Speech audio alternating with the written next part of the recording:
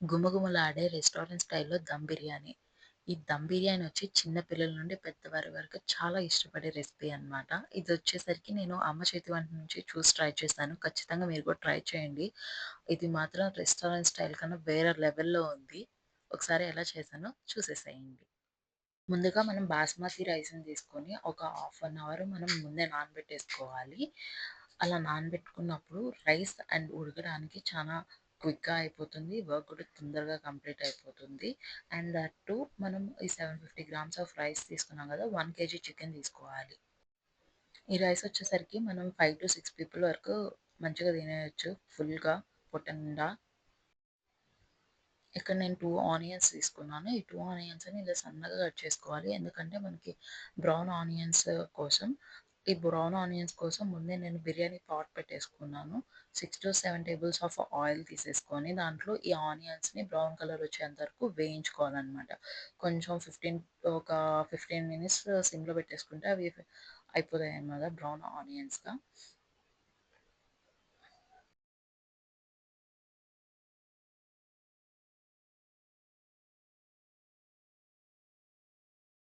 Masala prepare చేసుకోవాలనమాట. ఒక చిన్న mixie గిన్నె తీసుకొని 2 బిర్యానీ ఆకులు, 2 చెక్కలు, అలానే లవంగాయలు ఒక 3 తీసుకొని, అలానే మిరియాలు ఒక 4 తీసుకోవాలనమాట.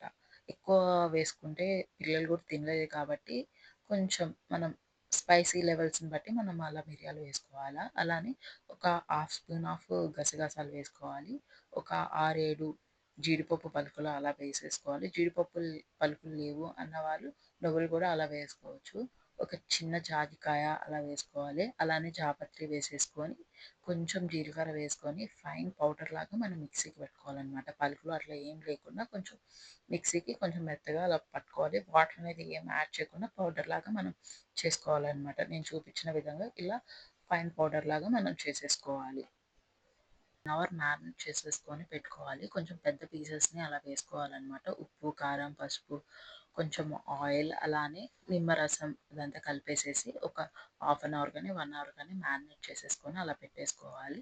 అలానే నేను ఫ్రైడ్ ఆనియన్స్ వేపాను కదా! అదే పాట్‌లో నేను కొంచెం వెన్న కానీ, బటర్ కానీ అలా వేసేసుకొని మనం హోల్ గరం మసాలా అన్నీ వేసేసుకొని మనం ఫ్రై ఇలా చేసేసుకోవాలి. కొంచెం ఫ్రై అయినాక మనం మ్యారినేట్ చేసుకున్న చికెన్ని ఇలా వేసేసుకొని కొంచెం మనం మగ్గనిచ్చుకోవాలనమాట. ఇలా మగ్గనిచ్చిన తర్వాత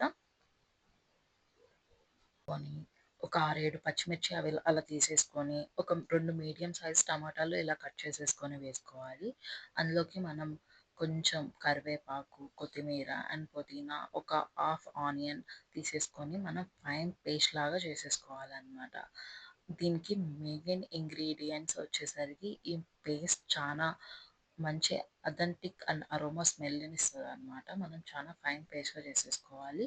అసలు వాటరే అవసరం లేదు. ఎందుకంటే ఆల్రెడీ టమాటాలో వాటర్ ఉంటుంది కాబట్టి మనం ఫైన్ పేస్ట్‌గా అలా చేసేసుకోవాలి. అలానే ముందుగా ఇప్పుడు మనం ఆహ్, వేరే గిన్నె తీసుకొని, ఆ గిన్నెలో ఒక లీటర్ వరకు వాటర్ అలా పోసుకొని, 2 బిర్యానీ ఆకులు, కొంచెం షాజీరా అండ్ హోల్ గరం మసాలా మొత్తం వేసేసుకోవాలనమాట. వేసేసుకొని కొంచెం మనం మరగనివ్వాలి.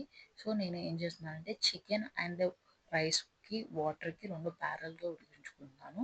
అందులోనే కొంచెం కొత్తిమీర అండ్ పుదీనా, 4 పచ్చిమిర్చీలు అండ్ అల్లం చిన్నుల్లిపాయ పేస్ట్ కొంచెం వేసుకోవాలి. మరి ఎక్కువగా కాదు. కొంచెం లిటిల్ బిట్ కొంచెం అంటే కొంచెమే వేసుకోవాలి.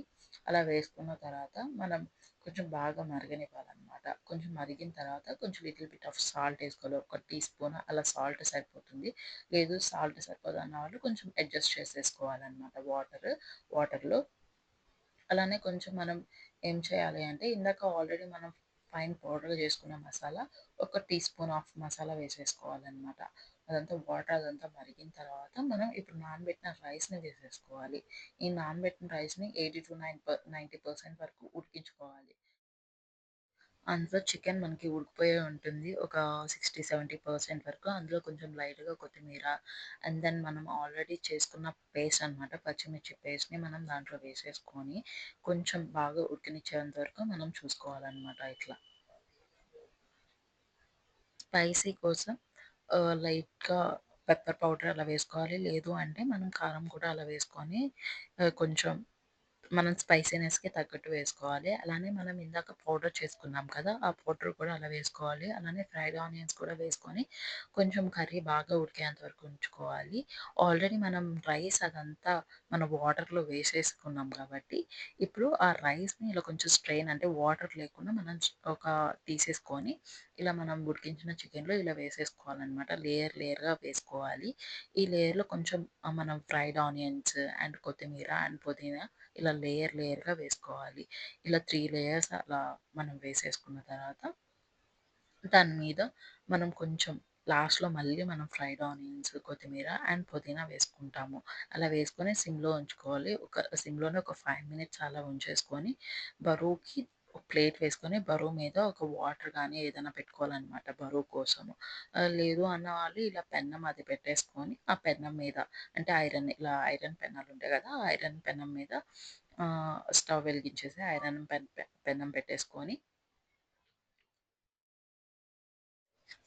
ఐరన్ పెన్నం ఇలా పెట్టేసుకొని దాని మీద ఇలా బిర్యానీ పాట్ ఇలా పెట్టేసేసుకొని, దాని మీద ప్లేట్ వేసి కొంచెం వాటర్ ఒక గిన్నెలో కానీ, ఏదైనా బరువైన రాయి కానీ అలా పెట్టేసేసుకుంటే దమ్ ఎక్కడికి పోదు. సో, స్మెల్ కూడా బాగొస్తుంది. కొంతమంది కలర్ అలా వేస్తారు. మనకి అవసరం లేదు కాబట్టి ఇంట్లోనే కాబట్టి మనకి కలర్ అదేమీ అవసరం లేదు. బట్ చూడ్డానికి మాత్రం రియల్లీ రెస్టారెంట్ స్టైల్‌లో టేస్ట్ అండ్ ఆ స్మెల్ ఎంత బాగొస్తుందంటే ఆహ్, ఇల్లంతా అదే స్మెల్ అలా వచ్చేస్తుందనమాట బిర్యానీ స్మెల్లు. చూడ్డానికే కాదు తినడానికి కూడా వేరే లెవెల్‌లో ఉంది. ఖచ్చితంగా ట్రై చేయండి. అలానే నా వీడియోని సబ్స్క్రైబ్ చేయండి. మరిన్ని వీడియోస్ కోసం ఫాలో అండ్ సబ్స్క్రైబ్ చేయొచ్చు కదా! ప్లీజ్. బాయ్. మీకేమన్నా రెసిపీ కావాలి అన్నవాళ్ళు, ఇంకేమైనా ట్రై చేయండి అన్నవాళ్ళు కింద కామెంట్ చేయండి. ఖచ్చితంగా నేను ఆ రెసిపీ ఖచ్చితంగా ట్రై చేస్తాను. ఓకేనా?